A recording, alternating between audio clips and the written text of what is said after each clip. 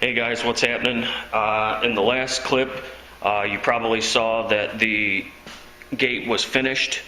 Well, I had a boo-boo when I went to continue on with the front fender, forgot to turn the camera on, and I'll explain the screw up because I had to do a redo before I got to Clearcoat.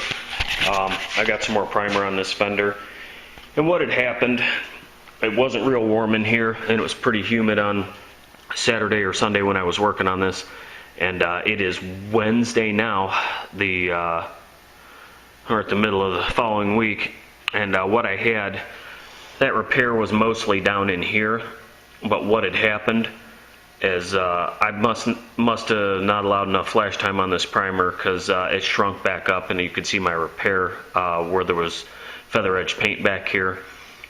So after I put a couple coats of base on it, I realized what happened, and I ended up stripping everything down to bare metal up to about here just to get it back off the panel. It had softened the undercoats and screwed some stuff up, so that's my own fault for not being patient. I was in a hurry to get this thing out of here. So I've got more primer on it. I had it feathered up to about here, and we're going to block this out with some 400 and then hit it with 600 and get the base on it. This is a second coat of primer. I actually put a coat of primer on it on 2 days ago, or no, yesterday. I was able to get back on it, and I just let this set open, stripped back, because I didn't want any solvents trapped in there if I had some base that I didn't get sanded back that was new. Basically, I was starting to taper up into here, but that was only one or two light coats, so no worries there. So we've got some more of that MP200 on here. It's guide coated. It's ready to go here shortly. I primed it again this morning because I still had an area that I didn't like, and I broke through it. So prime it 3 times and still can't get it right. So thanks to Tom's Wonderful World. We were talking on the Mumble on Sunday about situations like that, and you know, he reminded me that anytime you have a breakthrough like that, you really need to either put some more primer on it or put some putty over it, because if you keep blocking through it, chances are there might have been a little wave in this. I didn't think it needed any body work, but evidently it needed a little something because there was a little wave in it. So it wasn't bad. A couple primings and blockings took it out, so no big deal. So that is going to be ready to sand and get into the base coat soon. I did put the gate back on. This gate is not terribly difficult to take off. It is aluminum, so it is not that heavy once you take the glass out. And sorry about the extreme close-up here, but the way you take the glass out of these gates, right up here on the hinge pin, there's a C-clip, and you pull that off of each side, unplug the defrogger, and take off the struts, and that will slide right off this direction, and you pick it up and take it off. And then you take this inner trim panel right here by the headliner off, and there's access to unbolt the hinge from the gate itself. These really don't require any adjustment, as long as I don't even think you can take the other hinge that's on the truck side off, because it is spot welded on. So you pull those bolts out, and I basically pulled the bolts out of that and left the gate latched so it would stay there, and then I unlatched the gate, pulled the latch, and put my hand up underneath it here and carried it off the truck. This gate weighs nothing. The other thing that you really have to do after the glass is out is this gate. Obviously you're going to pull all the inner trim panels off of it, but you have to pull this wiring out, and there's plugs inside there, so you pop them out and disconnect this. It's just got a trim retainer that holds it to the hinge on the one side. You pop that out and the gate's free. So, and these just have push retainers in them, and there's a bolt that holds the pull strap on. I don't know if we can focus on that, but not a big deal. It looks like I got a piece of Renegade tape up in there I'm gonna have to get out. But at any rate, just above that indentation was my blend line. You can see that's all buffed out nice. And we are nice and shiny in there. I did mask around these, you probably saw in the video. I didn't feel too bad about doing that. I scuffed and painted right over the bolt heads, so you'll know it's been repaired, but you'll also know when you see all the couple of pit marks in it down here from the corrosion deterioration on that. So that's all back together and ready to go. I had a little teeny bit of overspray creep out right in here in this line. It's a hard spot for me to mask at least, and I just buffed that off real quick with some compound and wiped it clean. So everything is nice there. I guess I could open it up, show you the other side, why not? Kill some time here. It was blended right to the left of that indentation, so it all looks good. Oh yeah, as good as it needs to look for being a jam area. So that's just a quick tip of the day for you guys on primer. When it's cool out, give it its flash time, because what I ended up doing is piling a couple coats on because it pissed me off. And I know better than to do that, especially when it's cold out. But you shouldn't really ever do that. So, you know, if it says give it 10 minutes flash time and it's 65 degrees, give it a half an hour, or get some heat going, and just give it an extended flash time. That way when you go to sand it, it doesn't shrink back up on you and map out your repair. Second of all, when you prime, put your first coat out as far as you want to go and put your second coat in a little bit. That always leaves an open edge for the undercoat for the solvent to escape, and that way you have less shrinkage problems. And the next best thing you can do, if it's sunny out, get this thing out in the sun if you can move the vehicle. I couldn't because the whole vehicle is bagged, but if I had not had it bagged already, the first time I would have put it in the sun, but it was just dismal and horrible outside, so it wasn't worth pulling it outside. So get it out in the sun and let that stuff cure. I mean, no matter if it's a speed primer, reduced cycle time primer or not, from what experience I have in a cooler shop here, it pays to just walk away from it and let it go, because it will haunt you every time. And I keep fighting this problem, and I know better, but every time I push the envelope on it, it bites me. So just a little FYI. I'll bring you guys back once this is ready to put the base on, and we'll catch you in a little bit. Alright guys, without any further ado, you're going to get to watch me clear it. I still had more problems with the base coat, so what I ended up doing, I've got base coat on it now. I know it looks really shiny, but there is a coat of MP500 color blender on that first, and then you do the whole panel, or I do the whole panel with the 500. Basically Intercoat Clear is all it is. There's no hardener in it. It's like clear base coat. Then you follow up when you start doing your blend and go right over that wet with your base coat so that your metallics have something to fall into and you don't end up with dry spray and dry spots all over it. I can see a couple dirt nibs in it, but when the whole thing was wet, man, the color match looked really good inside, of course.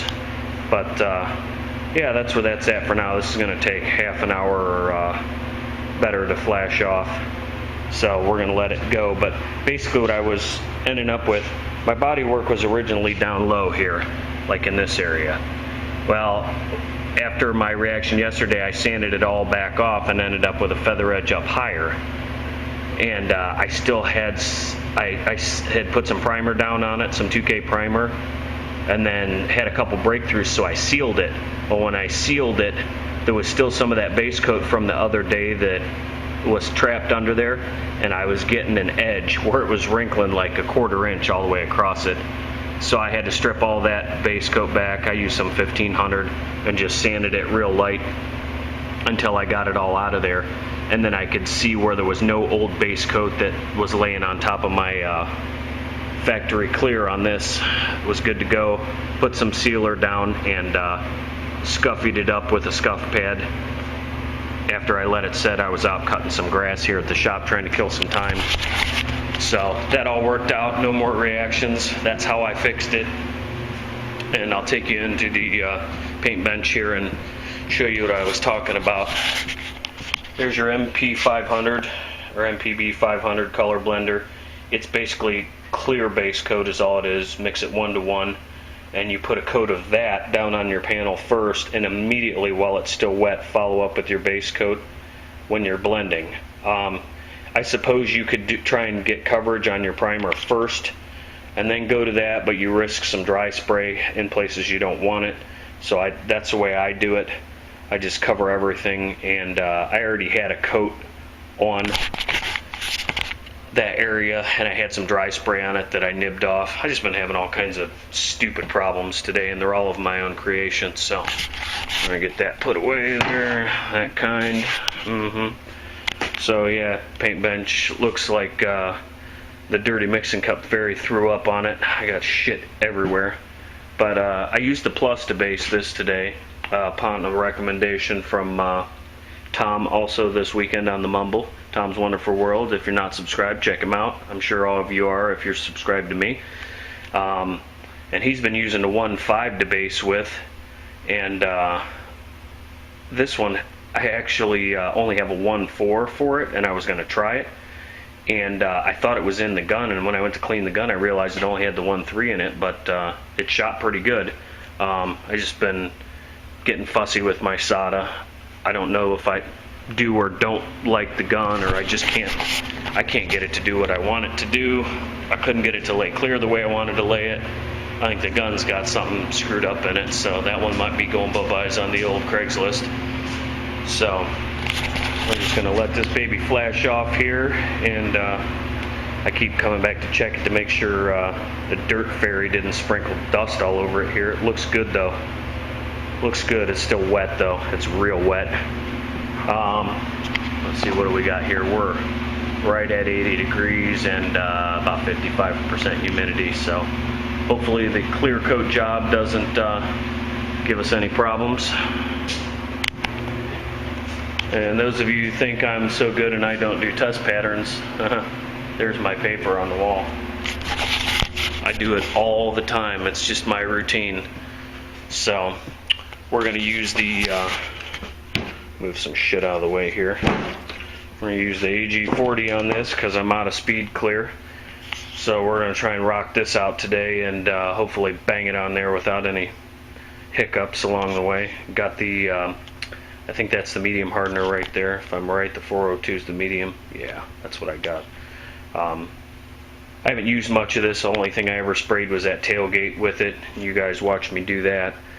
This is a 2-to-1 clear, and it didn't do a bad job on the tailgate. It was just a learning curve for me to figure out how heavy I wanted to put it on there, so I didn't put it on the floor.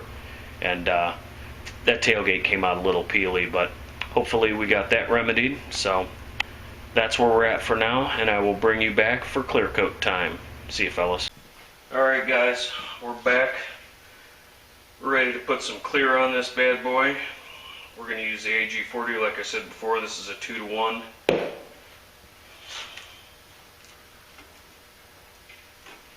So let's see if I can get the container open here.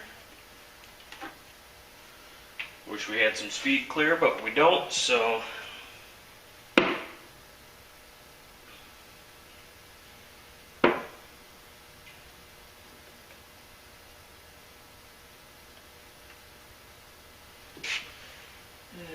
let's see.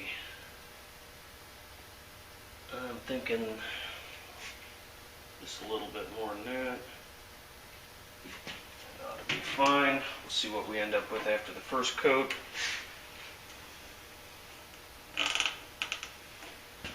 I mixed up to the 6 in the 2-to-1 column, so we'll see what that brings us here. Should be just fine. Yeah, Watt is kind of a miser when it comes to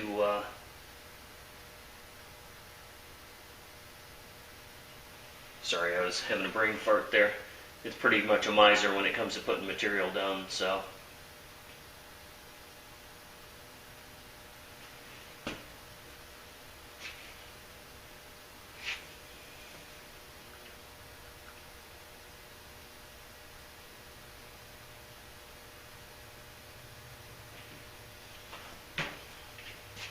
reading the wrong column in that, and I was thinking, boy, that looked like a lot of material, but we're good. We are good. So that made, I don't know, 10 ounces, 11 ounces of clear. Always mix up too much, but get this stirred up here. We're going to spray it through the LPH 400 Iwata with the 1.3. And one thing I've been doing, I don't know that it makes a difference, but I might have shown this before. These 3M cups have a strainer in them, and I strain my material first. So they have a little pull tab on them. You can rip them out. Especially with the thicker products, it seems like it slows my flow down a little bit. And since it's already strained, we're not going to sweat it. So we're going to mix this up real good here. Not just slop it around. Because I want this baby to be dry by Friday when I return it. Hopefully we won't put it on the floor, because I don't like that very much. Hopefully it'll flow just enough.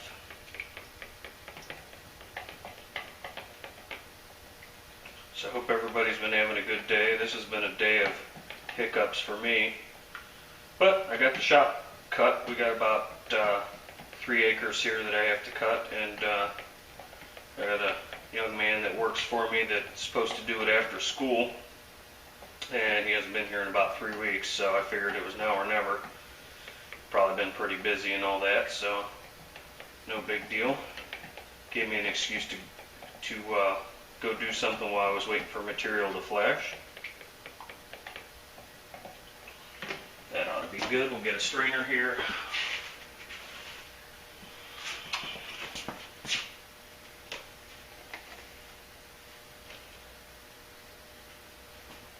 What really sucks is when you forget to put the liner in one of these and you go to pour your material in it and don't realize that you didn't put one in it in the first place, and it leaks out on the bench. That's no fun.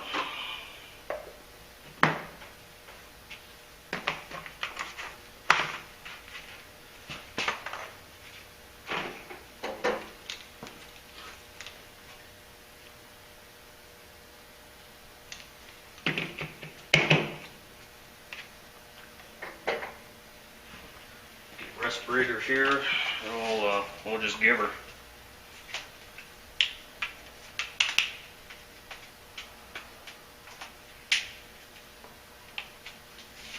Watched a video a little bit earlier. Looks like Darren got some paint on the bus. That's pretty cool. I like that. I'm going to do a quick test pattern with this. Make sure it's spraying right before I find out there's a bunch of dried clear or something in the tip of this gun. And I should probably tighten the regulator down.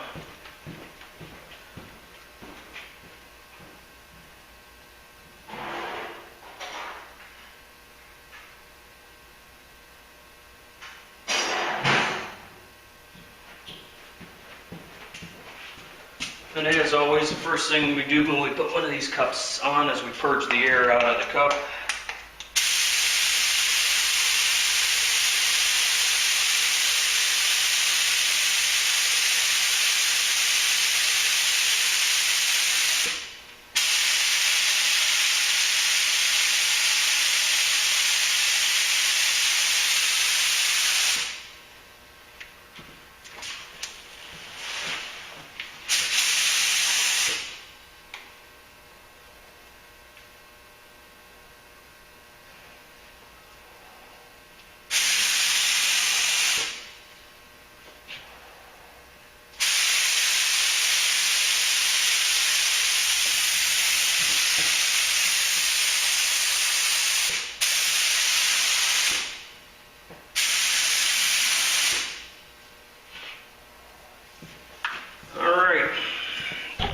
See what we can do here.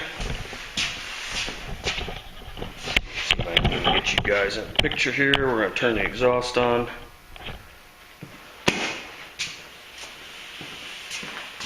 Before we get go in here and realize I got a big cloud.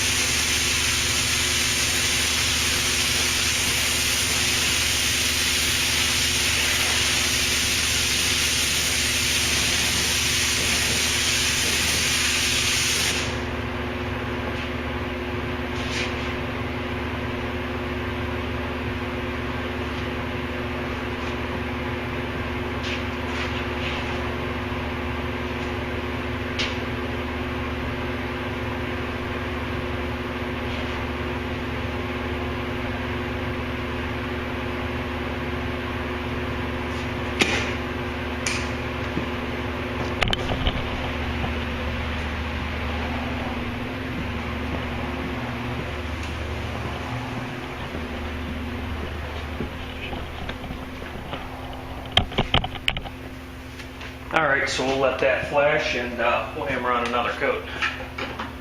And hopefully we don't have any runs. This clear, probably going to take about 10-15 minutes to flash. It's just a little heavier. And it'll probably take 10 minutes to get the fog out, so I'll catch you in a bit. I wanted to show you guys something. This is how you know when you're ready for another coat of clear. I sprayed over the end of the fender here into this tape. I don't know if you guys can see that. See if the camera will stay focused.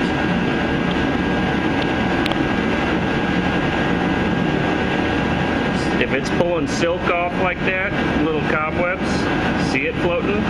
It ain't ready. Just a quick FYI. Alright guys, second and final coat this is going to get. Now, you probably noticed on the first coat, I sprayed the panel.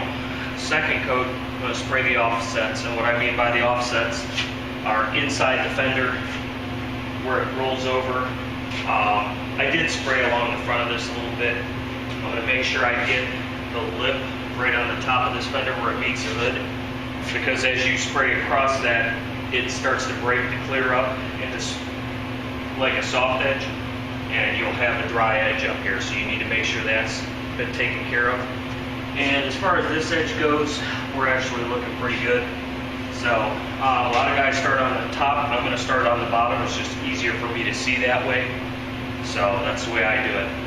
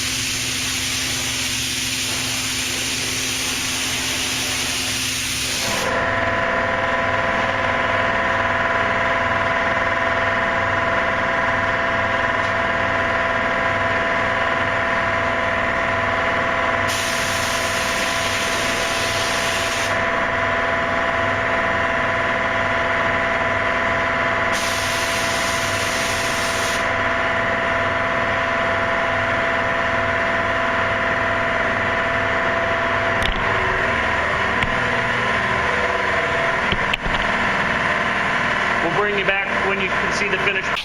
Alright guys, here's your after shot. I went ahead and put one more coat of clear on it because I had it in the gun, which I don't normally do, but I had way more than I wanted to throw away, so I put it on there, gave it the flash time. It's not on the floor. I think that'll pass muster right there. The other reason I put the third coat of clear on was I had a little bit of dry up inside there, so I had already let it flash too long before I noticed it to just spray some more in there. So I went ahead and did that, and yeah, she's good to go. I got a couple dust nibs in it. That one right there, I don't think you can see it. Can you see that? Yeah, you can see that. There's one there, and there's another good one right in there. But nothing bad, nothing I can't scuff out of it.